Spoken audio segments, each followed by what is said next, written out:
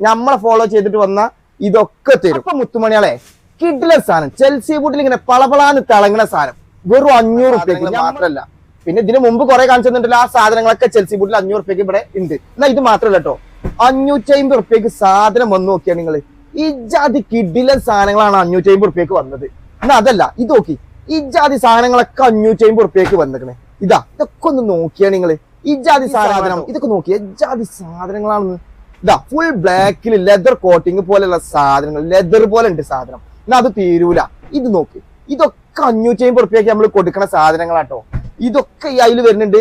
നല്ല Jordan model വെറും 550 റുപ്യ ഉള്ളൂ കേട്ടോ ഇതിനൊക്കെ.